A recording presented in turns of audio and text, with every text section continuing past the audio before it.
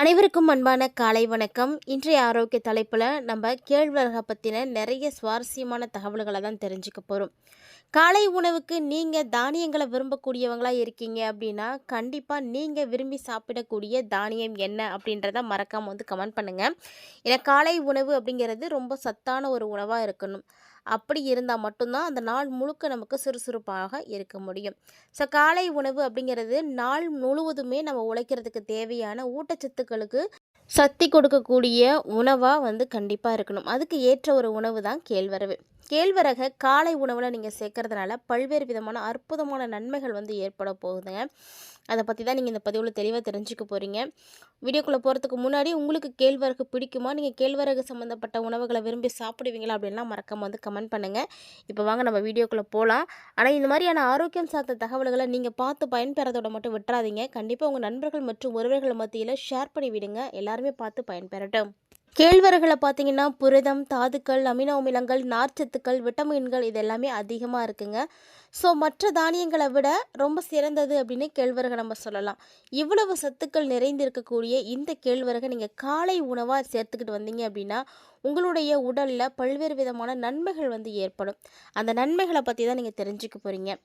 நம்ம சாப்பிடக்கூடிய உணவு முறைகளில் நீங்கள் எப்போ மாற்றங்களை கொண்டு வரீங்களோ அப்போ தான் உங்களுக்கு ஆரோக்கியமான உடலானது கிடைக்கும். ஸோ மருந்து மாத்திரைகள்லாம் வந்து இல்லாத இயற்கையாக வந்து நம்ம வாழ முடியும்.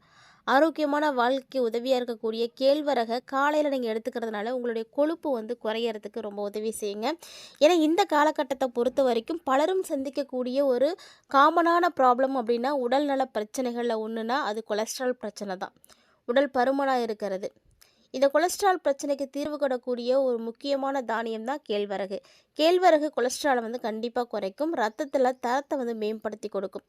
அது மட்டும் இல்லாமல் ராகி கல்லீரலில் உள்ள அதிகப்படியான கொழுப்பை வந்து குறைச்சி கொடுக்கும். கொழுப்பு உருவாவதையே வந்து தடுத்து கொடுத்துடும் அப்படின்னு சொல்லலாம். இதனால் கொலஸ்ட்ரால் அளவு குறைஞ்சி இதய நோய்கள் வருவதற்கான ஆபத்துக்களும் வந்து குறையுது. இவற்றில் இரும்பு சத்து அதிகமாக இருக்குது அப்படின்றதுனால கட்டாயமாக நீங்கள் இதை எடுத்துக்கும் பொழுது இரத்த சோகை நோய்கள் வந்து குணமாகும். ஸோ கம்பு, கேழ்வரகு இது மாதிரியான தானியங்களில் உணவுகள் வந்து செய்து கொடுக்குறாங்க அப்படின்னா அதை நீங்கள் மறுக்காம வந்து சாப்பிடுங்க.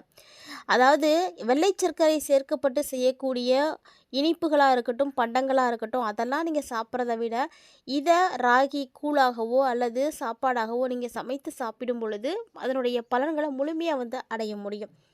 அதே மாதிரி சர்க்கரையினுடைய அளவை கட்டுப்படுத்துறதுக்கு ராகி ரொம்ப உதவியாக இருக்குங்க. இந்த ஒரு நோயும் பார்த்திங்கன்னா இந்த காலகட்டத்தில் எல்லாருக்குமே இருக்கக்கூடிய ஒரு காமனான டிசீஸாக வந்து மாறிடுச்சு. ஸோ ஒரு பொதுவான வியாதி எல்லாருக்கிட்டையும் இருக்குது. வீட்டில் 4 பேர் இருக்காங்கன்னா அதில் கண்டிப்பாக 3 பேர்த்துக்கு சர்க்கரை இருக்கும். ஸோ இந்த மாதிரியான பிரச்சனைகளை வந்து தீர்க்கறதுக்கு கேழ்வரகு ரொம்ப உதவியாக இருக்கும். நீரிழிவு கட்டுப்படுத்த முடியாத நோயாளிகள்லாம் ராகியை காலையில் நீங்கள் உணவாக எடுத்துக்கிட்டு வாங்க. காலையில் நீங்கள் உணவாக அதை நீங்கள் சேர்த்துக்கும் பொழுது கண்டிப்பாக ரத்தத்தில் சர்க்கரை அளவு வந்து அதிகமாக ஏறவே ஏறாது. பயப்படாதீங்க. நீங்கள் தாராளமாக வந்து சாப்பிட்லாம். இது குறைந்த கிளைசமிக் இன்டெக்ஸ் வந்து பெற்றக்கூடிய ஒரு பொருள் தான். ஸோ அதில் அதிக நார்ச்சத்தும் வந்து இருக்குது.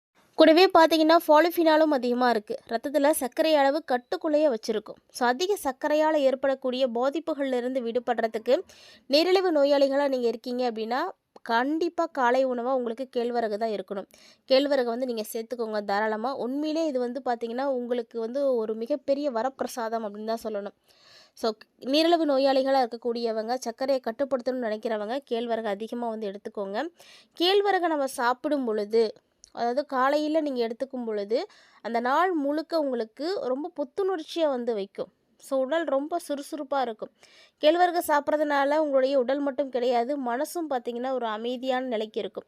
ராகியில் ட்ரைட்டோபன் அப்படின்னு சொல்லக்கூடிய அமினோ அமிலம் இருக்குங்க. இந்த ட்ரைட்டோபான் அப்படின்ற அமினோ அமிலம் நரம்புகளை எல்லாம் அமைதிப்படுத்தி கொடுக்கும். காலையில் எழுந்ததுமே ஏற்படக்கூடிய பதட்டம் இதெல்லாத்தையும் வந்து குறைச்சிடும். ஸோ இது நம்ம உடம்புக்கு மட்டும் நல்லது கிடையாது, மனசுக்கும் ரொம்ப நல்லது. மன அழுத்தம், தூக்கம் இல்லாமல் பிரச்சனை இருக்கக்கூடியவங்க, ஸோ இவங்க எல்லாருமே வந்து ராகி எடுத்துக்கலாம். இதெல்லாம் ராகி நீங்கள் சாப்பிடும் பொழுது கண்டிப்பாக சரியாக போயிடும்.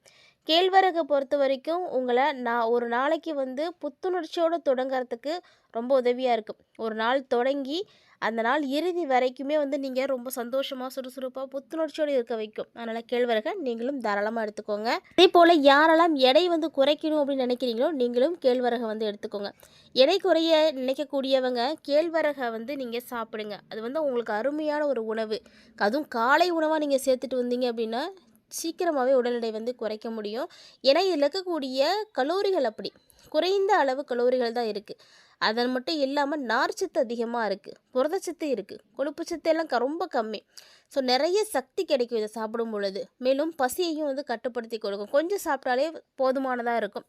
இதனால் அதிகமாகவும் இதை வந்து சாப்பிட முடியாது. அதனால் உடல் எடை வந்து குறைக்க நினைக்கக்கூடியவங்க இதை ஒரு வேளையாவது கண்டிப்பாக உணவாக எடுத்துக்கோங்க. ஒரு நாளைக்கு ஒரு வேளையாவது நீங்கள் தானிய உணவுகள் ஏதாவது சேர்த்துக்கிறது ரொம்ப நல்லது.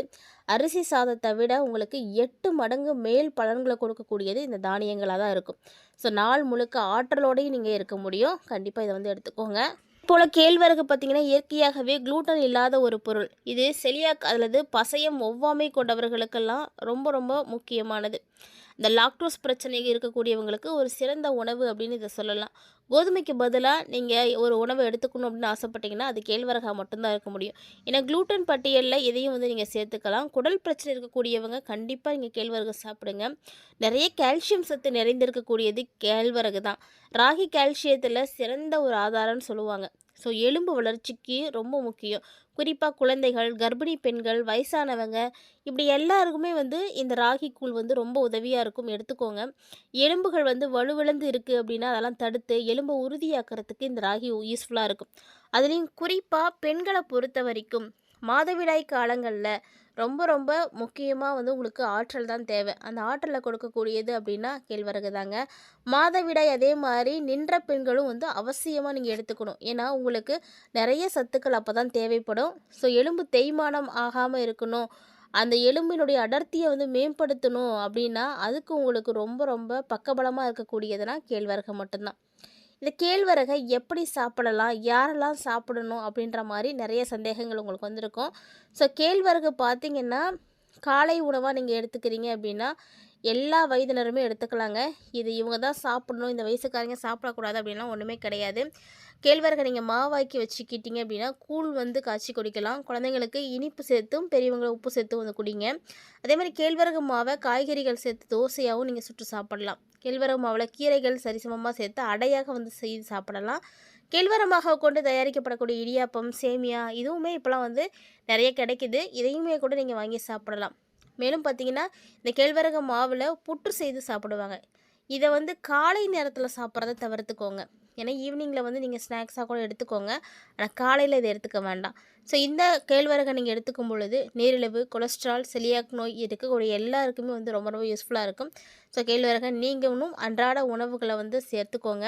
அதுவும் காலையிலே சாப்பிட்றதுக்கு பாருங்கள். இந்த கேழ்வரகை சாப்பிட்றத நீங்கள் வழக்கமாக வச்சுட்டிங்க அப்படின்னா ஊட்டச்சத்து குறைபாடுகள், சிதைவு நோய்கள் இது மாதிரி பல நோய்கள் வந்து உங்கள் பக்கமே வந்து நெருங்கவே நெருங்காது. அது மட்டும் இல்லாமல் உங்களுடைய உடம்பையும் பார்த்திங்கன்னா ரொம்ப குளிர்ச்சியாக வச்சுக்கும். உடலுக்கு வலு கிடைக்கும், உடல் எடையை வந்து குறைக்கும். ஒரு அருமையான மருந்து அப்படின்னே கூட சொல்லலாம். அரிசி சாதத்துக்கு பதிலாக கண்டிப்பாக நீங்கள் இந்த கூழை குடிச்சிட்டு வாங்க. இது வந்து விரைவாக உங்களுக்கு எடையை வந்து குறைச்சி கொடுக்கும். கேழ்வரகுல நிறைய தாவர வகை, ரசாயன வகைகள் செரிமானத்தை வந்து குறைக்கிறதுக்கு உதவியாக இருக்கும். கண்டிப்பாக உங்களுக்கு செரிமான பிரச்சனைகள் அப்படின்னு எதுவுமே ஏற்படாதுங்க. கேழ்வரகுல பார்த்திங்கன்னா லெசித்தின் மற்றும் மெத்தியோதன் போன்ற அமினோ அமிலங்கள் இருக்குது. கல்லீரலில் இருக்கக்கூடிய அதிகப்படியான கொழுப்பு அது வந்து கரைச்சி கொடுத்துடும். அதே போல் ரத்த சோகை இருக்கக்கூடியவங்களும் ஹீமோக்ளோபினுடைய அளவு அதிகமாக்கணும்னு நினைக்கிறீங்கன்னா அற்புதமான ஒரு மருந்துனா உங்களுக்கு கேழ்வரகு தாங்க. ஸோ தாய்மார்கள்லாம் இதை சாப்பிட்டு வந்தீங்கன்னா நல்ல பாலும் வந்து சுரக்கும். ஸோ குழந்தை பெற்றவர்கள் கண்டிப்பாக எடுத்துக்கோங்க. கேழ்வரகுல இயற்கையாகவே இரும்புச்சத்து நிறைய இருக்குது. ஸோ இதை வந்து அதிகமாக சாப்பிட்றது ரத்த சோகை நோயை வந்து குணப்படுத்தி கொடுக்கும். கேழ்வரகு நீங்கள் எடுத்துக்கும் பொழுது இயற்கையாகவே உங்களுடைய உடலை ஓய்வு பெற வைக்கும்.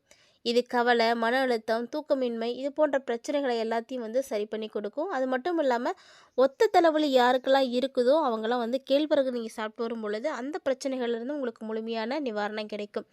கேழ்வரகை வந்து வறுத்து உணவோடு சேர்த்து சாப்பிட்டு வந்தீங்கன்னா உயர் ரத்த அழுத்தம், கல்லீரல் நோய், இதய நோய், ஆஸ்துமா இது மாதிரி எல்லா பிரச்சனையும் வந்து சரியாக போகும். இவ்வளவு நோய்களை சரி செய்யக்கூடிய கேழ்வரகை ஆரோக்கிய டானிக் அப்படின்னு கூட சொல்லலாம். ஸோ நீங்களும் கண்டிப்பாக இந்த ஆரோக்கியமான டானிக்கை எடுத்துக்கோங்க. தினசரி எடுத்துக்கோங்க. இந்த கேழ்வரகை முளைக்கட்டி வைத்தும் நீங்கள் சாப்பிடலாம். ஸோ இந்த மாதிரி நிறைய விஷயங்கள் நிறைய சத்துக்கள் நிறைந்திருக்கக்கூடிய கேழ்வரகை நீங்கள் எந்த வழிகளில் பயன்படுத்துவீங்க அப்படின்றத மறக்காமல் கமெண்ட் பண்ணுங்கள். இந்த பதிவில் கேழ்வரகு சம்மந்தமாக நிறைய தகவல்களை நீங்கள் பார்த்துருப்பீங்கன்னு நினைக்கிறேன். பதிவு உங்களுக்கு பிடிச்சிருந்துருக்குன்னு நினைக்கிறேன். அப்படி ஒரு வேளை பிடிச்சிருந்தது அப்படின்னா லைக் பண்ணுங்கள், ஷேர் பண்ணுங்கள், மறக்காமல் கமெண்ட் பண்ணுங்கள். மேலும் இது மாதிரியே ஆரோக்கியமான தகவல்களை தொடர்ந்து பார்க்குறதுக்கு சேனலோடு இணைந்திருங்க. மீண்டும் மற்றும் ஒரு தலைப்பில் சந்திக்கலாம்.